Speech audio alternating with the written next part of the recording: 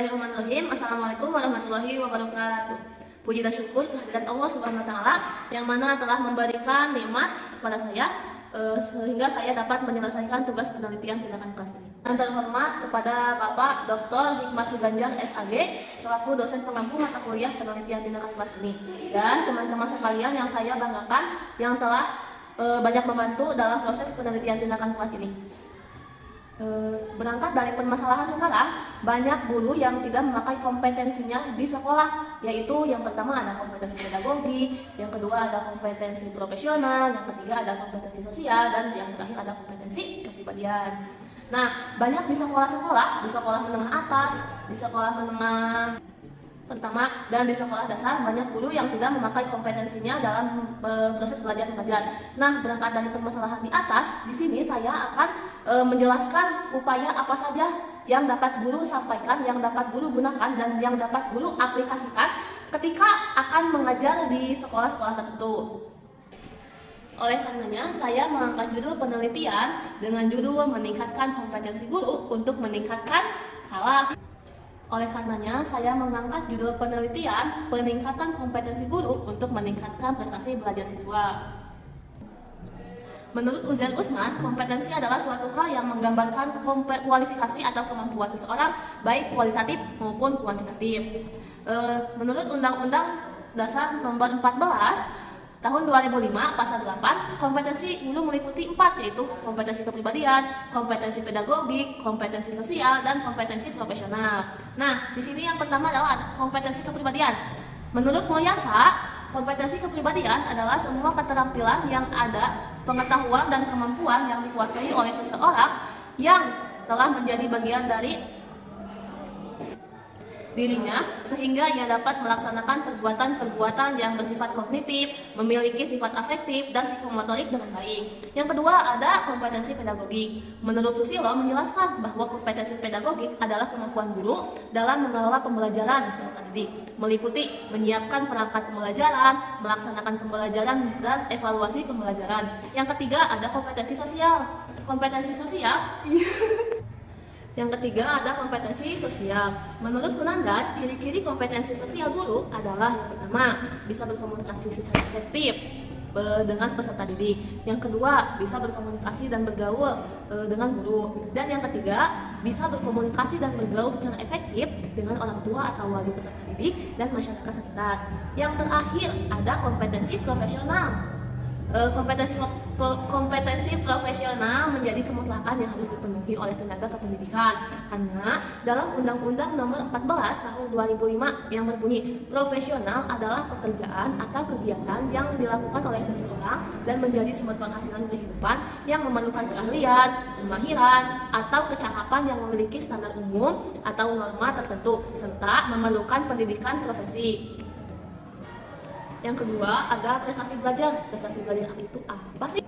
Nah, prestasi belajar itu apa sih?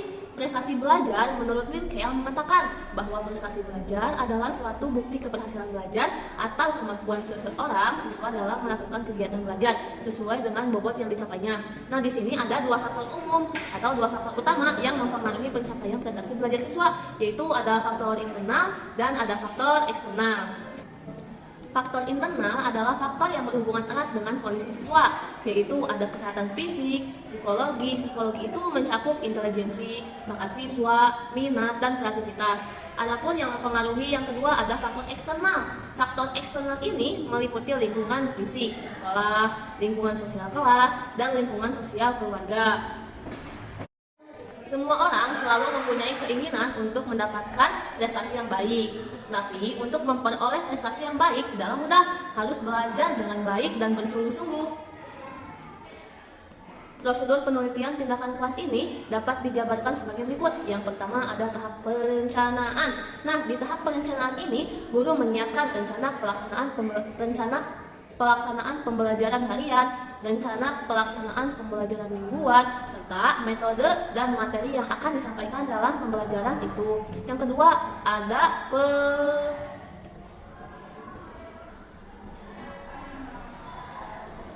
Yang kedua ada pelaksanaan penelitian.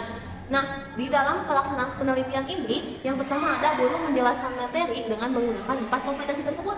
Ada kompetensi profesional, kompetensi pedagogik, kompetensi sosial, dan kompetensi kepribadian.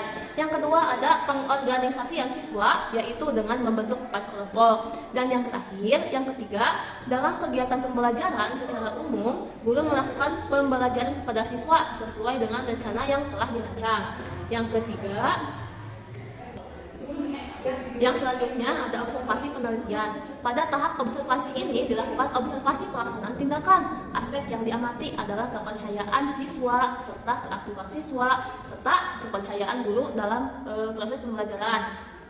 Dalam rangka menunjukkan bakat dan prestasi siswa dalam proses belajar mengajar, serta mengamati guru dalam keprofesionalannya ketika mengajar. Yang selanjutnya ada tahap refleksi. Pada tahap ini dilakukan evaluasi proses pembelajaran pada siklus 1 dan menjadi perkembangan untuk merencanakan pada siklus berikutnya. Perkembangan dilakukan bila menjumpai salah satu guru yang kompetensi mengajarnya kurang atau menurun. Nah, setelah saya melakukan penelitian di TKA Salim yang berlokasi di Jalan Rancajigang, penelitian ini dilaksanakan pada semester 2 atau semester genap tahun ajaran 2023-2024. Salah.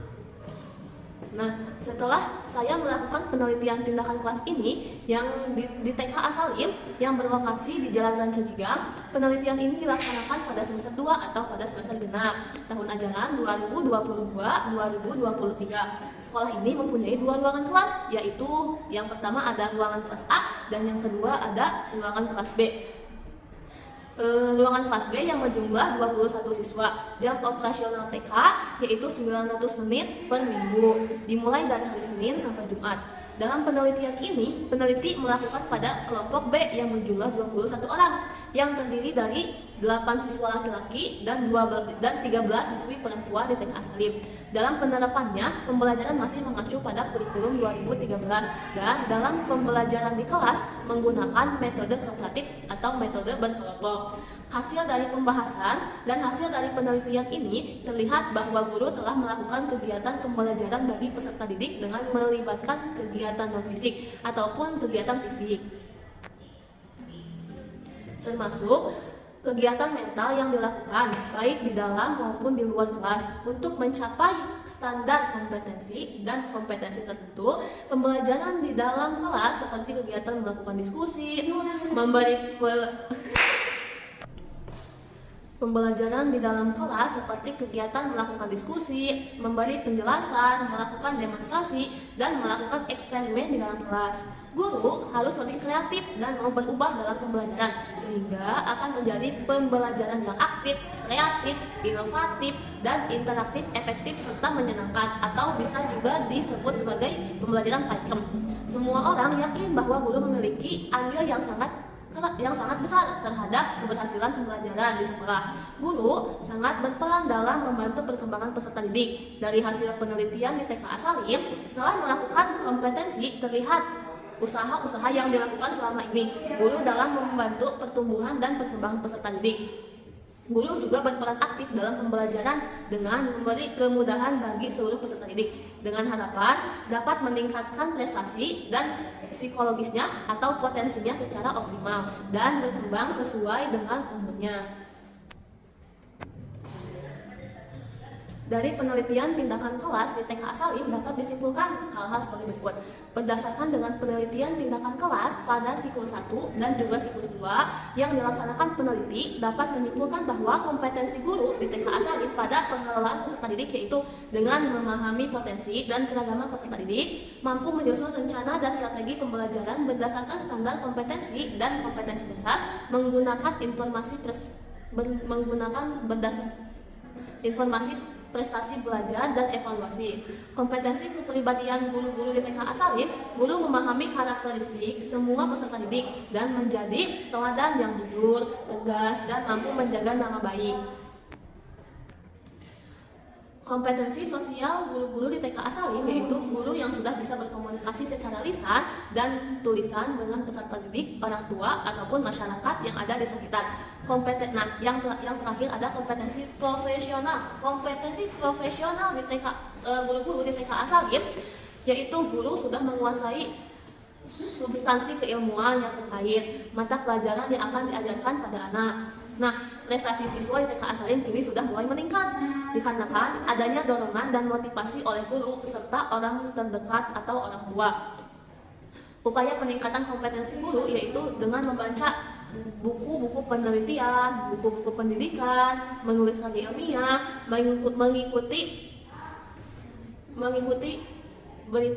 mengikuti berita aktual dari media pembelajaran serta melakukan penelitian tindakan kelas.